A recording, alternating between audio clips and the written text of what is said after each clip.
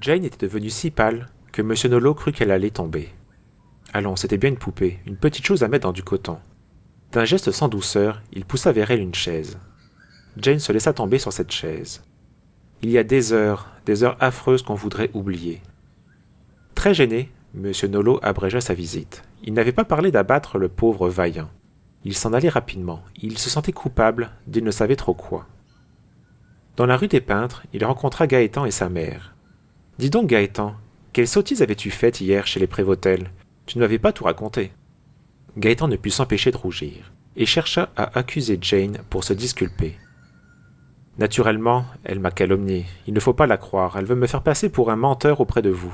Elle convoite votre héritage. » M. Nolo haussa les épaules. Elle est assez riche pour n'y pas songer.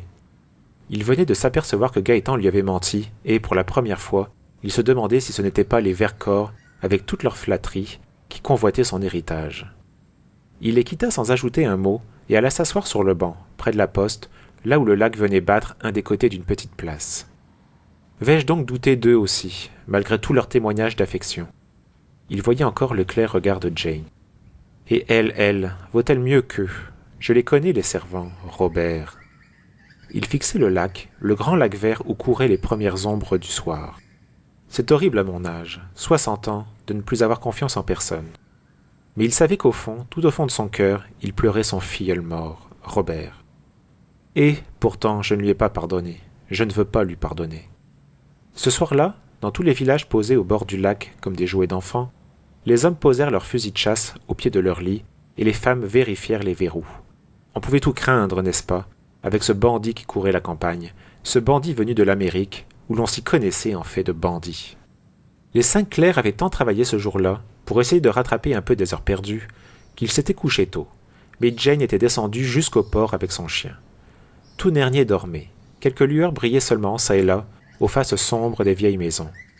La lune montait, lente, dans un ciel de perles. Elle était maintenant au-dessus du peuplier qui était là isolé sur le quai étroit. Jane alla jusqu'au bout de la jetée. Le lac était merveilleusement calme et gris, mais des lames invisibles battaient sourdement les pieux de la jetée. C'est peut-être de l'orage pour demain. Elle caressait la grosse tête du chien qui se frottait contre elle. Ils étaient seuls sur cette jetée, absolument seuls. Jane s'agenouilla à côté de Vaillant et lui dit à mi-voix, mais en accentuant les mots, « Vaillant, l'heure de la punition est peut-être venue. José Cobb est près d'ici, il se cache là. » Elle montrait la rive bordée de longs peupliers immobiles. « José Cobb, comprends-tu, Vaillant? Nous seuls savons, nous seuls, qu'il est un assassin. Et il nous croit morts, José Cobb. » Et, cette fois, le grand chien aboya sourdement. Il avait compris. Il redressait la tête, ouvrait la gueule, semblant chercher son plus cruel ennemi. La photographie est mauvaise, mais je l'aurais reconnu entre 1000. Les fenêtres, une à une, s'éteignaient. Le village ne fut bientôt plus qu'ombre.